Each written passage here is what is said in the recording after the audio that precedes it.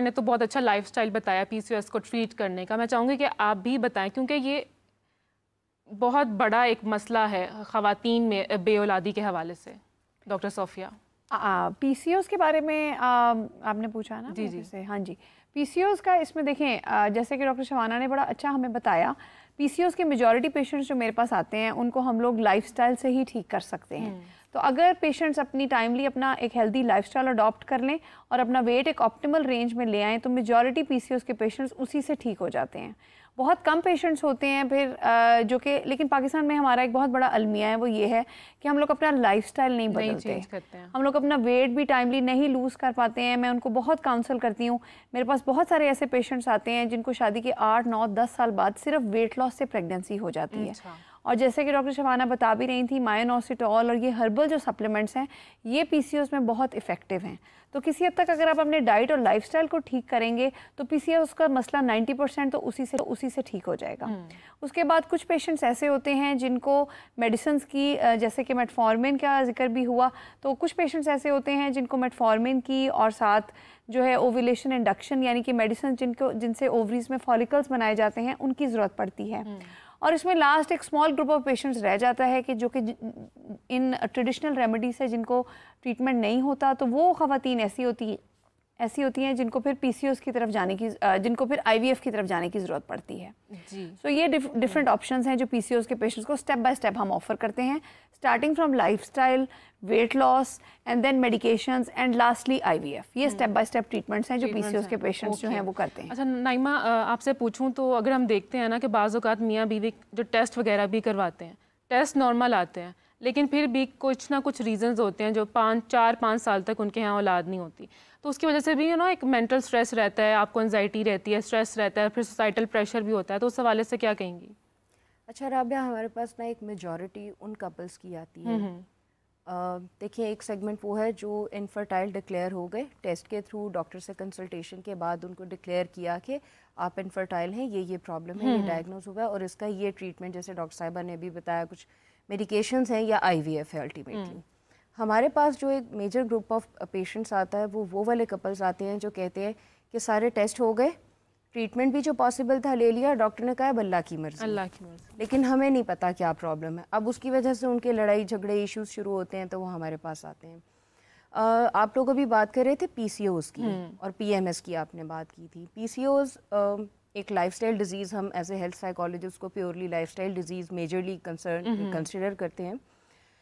आपका जो weight gain होता है ना, जैसे डॉक्टर साहिबा कह रही हैं कि मैं टाइमली कहती हूँ कि आप वेट गेन ना हो, वेट लूज़ कर लें। वेट गेन में आपका ना स्ट्रेस का बहुत रोल होता है। आपके पीसीओएस की डेवलपमेंट में और उसको स्ट्रेंथन करने में स्ट्रेस भी तो होती है बिल्कुल आपके लाइफस्टाइल का, आपके साइकोलॉजिकल एस्पेक्ट्स का बहुत ज़्यादा रोल होता है। कुछ ख़वातीन कहती हैं हम तो ये नहीं खाते, हम ये तो नहीं खाते, एक्चुअली वो खा रहे होते हैं लेकिन अनकॉन्शियस ईटिंग कर रहे होते हैं। कॉन्शियस ईटिंग करने की ज़रूरत, आपके जो इर्द गिर्द आपके स्ट्रेसर्स हैं आपको उनसे अवेयर होने की ज़रूरत है, और फिर आपको अपने इमोशन से अवेयर होने की ज़रूरत है। एक ऐसी सिचुएशन आई है, आपने किस तरह रिस्पॉन्ड किया है।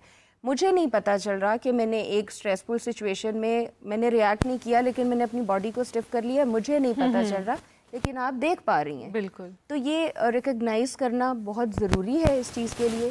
स्ट्रेस को रिड्यूस करना, रेजिलिएंट रहना बहुत ज़रूरी है। पीसीओएस की डेवलपमेंट में भी और पीसीओएस के ट्रीटमेंट में भी स्ट्रेस मैनेजमेंट का बहुत इंपॉर्टेंट रोल है। जहाँ तक बात आती है इनफर्टाइल कपल्स की और वो हमारे पास आते हैं कि ये मसाइल हैं, उसमें भी मैं कहूँगी कि आपको थोड़ा सा अपनी इमोशनल मैनेजमेंट और साइकोलॉजिकल मैनेजमेंट को ज़रूर देखना चाहिए, क्योंकि हो सकता है अगर टेस्ट आपके ठीक आ रहे हैं, आपने बेस्ट पॉसिबल ट्रीटमेंट भी ले रही है, लेकिन फिर भी कोई प्रॉब्लम है, तो इट मीन्स कि आपके साइकोलॉजिकल इश्यूज़ हैं जो आपकी बॉडी पे फिर आता है। जो हमारा स्ट्रेस होता है ना या डिप्रेशन होता है, इसकी एग्जिबिशन कहाँ होती है? हमारी बॉडी पे।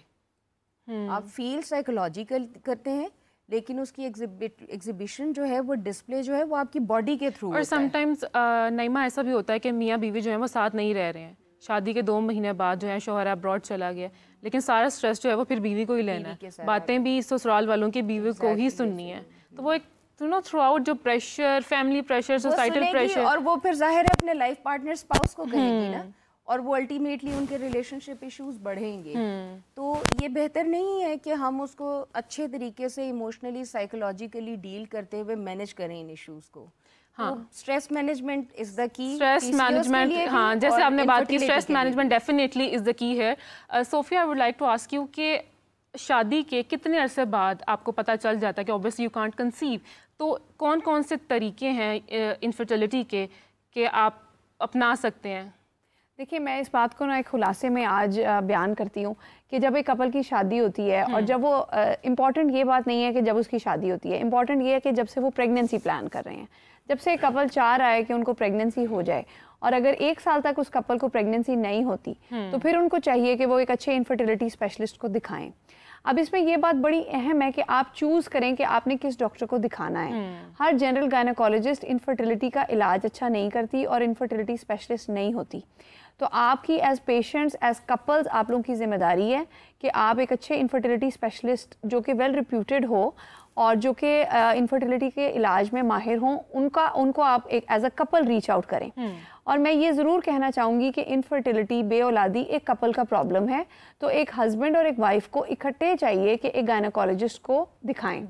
जैसे कि नईमा ने बड़ा अच्छा हमें बताया कि स्ट्रेस जो एक ऐसा फैक्टर है जो इन कपल्स में बहुत होता है, और जो भी फिर हम ट्रीटमेंट ऑप्शंस इनके साथ डिस्कस करते हैं, जो ट्रीटमेंट के जर्नी से ये लोग गुजरते हैं, इसमें स्ट्रेस हमारे लिए बहुत नेगेटिव रोल प्ले करता है, और इलाज करने में हमें इसकी वजह से काफ़ी सोशल इश्यूज कपल्स फेस कर रहे होते हैं, और हम लोग वो स्ट्रेस एड ऑन की वजह से ऑनेस्टली डॉक्टर्स भी किसी हद तक स्ट्रगल करते हैं।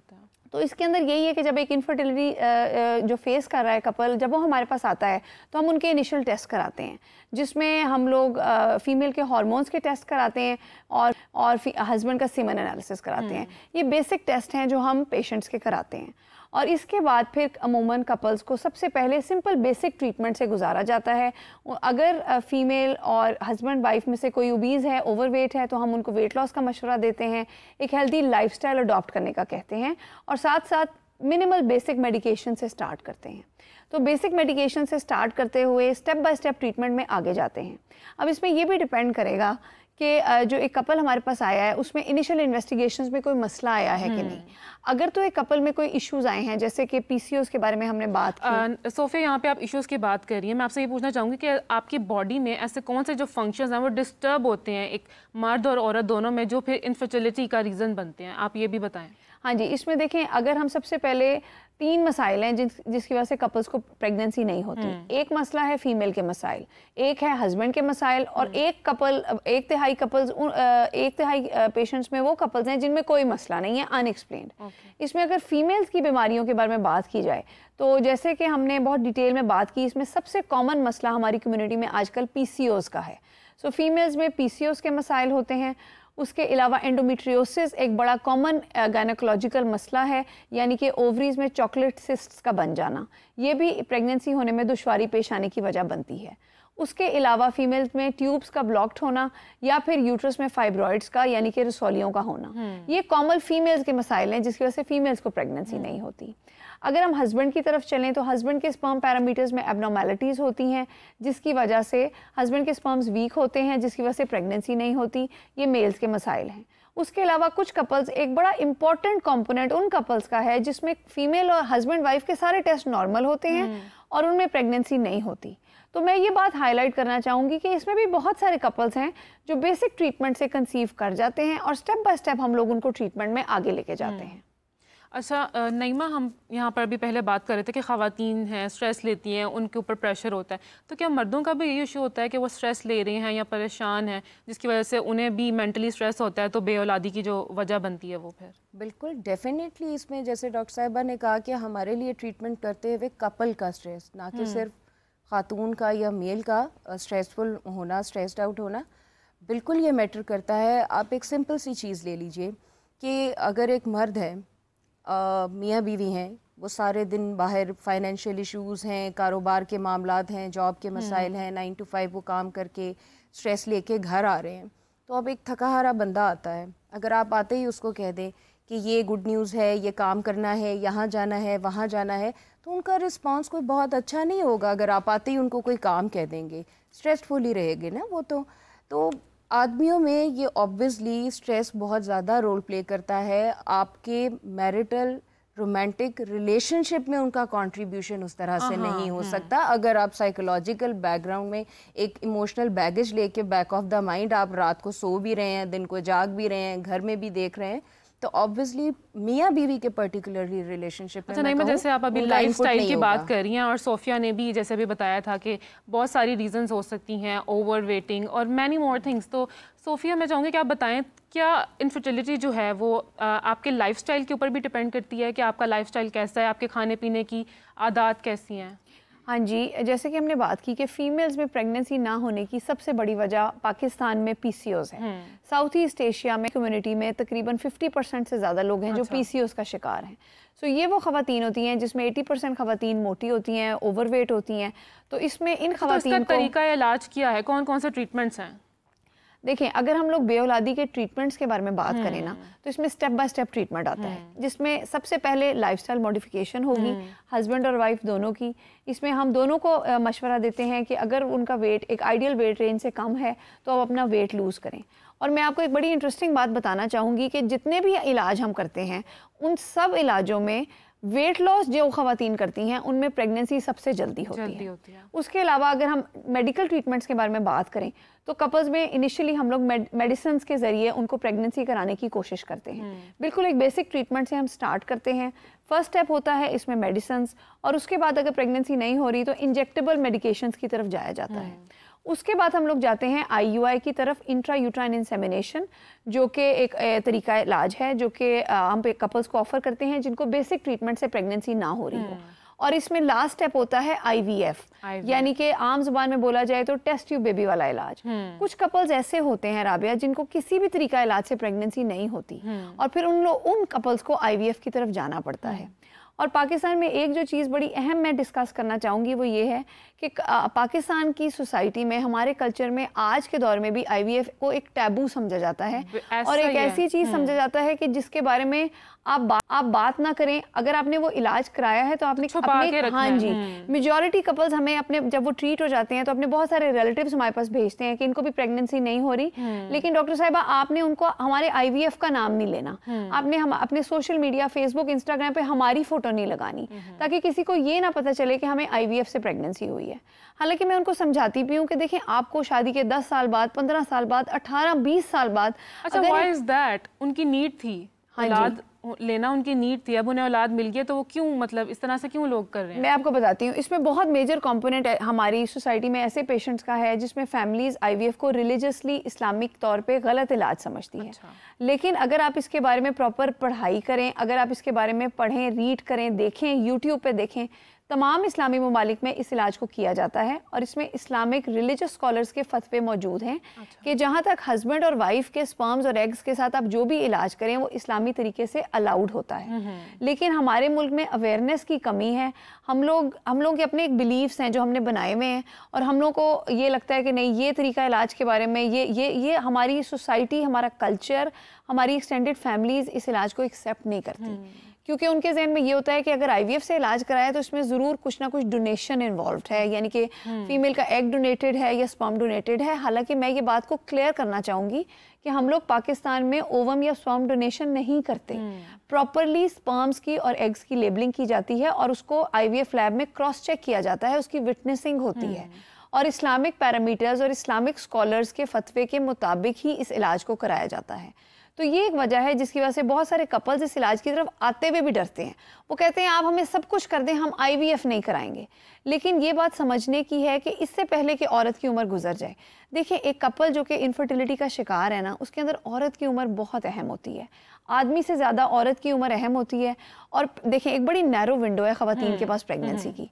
आजकल जैसे कि अभी हमने बात की कि बहुत सारी लड़कियों की तो शादी होने में भी काफ़ी एज ज़्यादा हो जाती है, तो 35 एक गोल्डन एज है। 35 से पहले तक एक फीमेल की फैमिली कंप्लीट होनी चाहिए, क्योंकि रिसर्च के मुताबिक 35 साल के बाद एक औरत की बच्चा पैदा करने की सलाहियत तेज़ी से मुतासिर होती है और 40 साल के बाद वो औरत काफ़ी हद तक उसमें प्रेगनेंसी के चांसेस, ये तो नहीं मैं कह सकती क्योंकि बहुत एक मेजर कंपोनेंट है कपल्स का जिसमें फीमेल की एज 40 से ज़्यादा होती है और हम उनको ट्रीट करते हैं और बहुत सारे अल्हम्दुलिल्लाह सक्सेसफुली ट्रीट हो भी जाते हैं।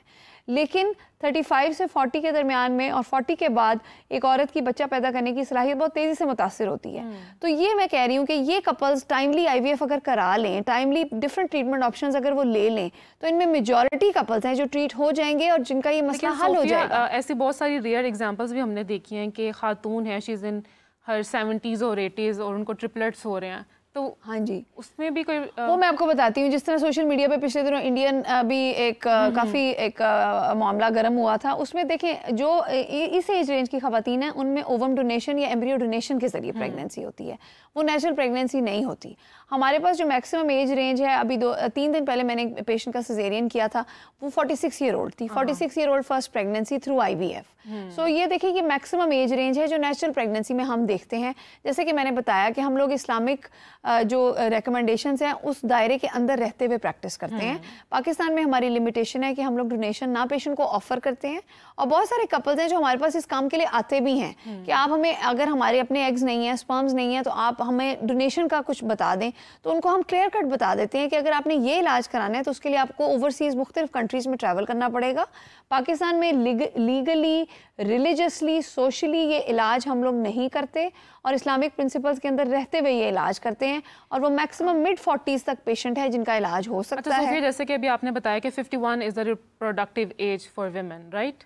नहीं, अब देखें, अब मैक्सिमम इज़ अप टू 45, लेकिन आइडियली एक फीमेल को 35 ईयर से पहले चाइल्ड बेयरिंग कर लेनी चाहिए, और 35 से 40 के दरमियान में मेल्स। देखें, ये बात है, वो जो पुरानी एक कहावत थी ना कि आदमी कभी बूढ़ा नहीं होता, वो किसी हद तक गलत नहीं थी। हम लोग 80s, 70s, 80s में भी मेल्स देखते हैं जिनके स्पर्म्स अभी भी नॉर्मल प्रेगनेंसी के काबिल होते हैं, या अगर नॉर्मल के नहीं तो IVF के काबिल होते हैं। तो मैं इस बात को हाईलाइट करना चाहूँगी कि हस्बैंड के मुकाबले में औरत की उम्र अहम होती है। तो अभी हम ये थोड़ी देर पहले यही बात कर रहे थे कि सारा सोसाइटी का प्रेशर भी एक औरत के ऊपर ही होता है। उसकी शायद किसी हद तक वजह यह है कि एक औरत की उम्र बच्चा पैदा करने के लिए आदमी से ज़्यादा अहम है, और अगर औरत की उम्र निकल रही है तो प्लीज़ आप टाइमली इस मसले को एड्रेस करें। और जो डॉक्टर, अगर आपको लगता है, मैं हमेशा कपल्स को कहती हूँ कि देखिए आप कुछ डॉक्टर से मिलें, लेकिन फिर एक डॉक्टर को चुनें जो आपको पसंद आता है, जो आपको लगता है जिसकी क्रेडिबिलिटी है, जिसका क्वालिटी ऑफ ट्रीटमेंट अच्छा है, उसके साथ अपना ये जर्नी चलें। क्योंकि ये एक थोड़ा सा जर्नी होता है जो कि स्ट्रेसफुल भी होता है, साथ हम साइकोलॉजिस्ट की हेल्प भी लेते हैं, जैसे कि नईमा ने बहुत अच्छा बताया। तो स्टेप बाय स्टेप उस जर्नी को चलें, और इंशाल्लाह ज़्यादा चांसेस हैं कि अगर आप टाइमली इस मसले को एड्रेस करेंगे, टाइमली डॉक्टर को रीच आउट करेंगे, तो मेजॉरिटी कपल्स हैं अल्हम्दुलिल्लाह जिनको हम लोग ट्रीट कर लेते हैं।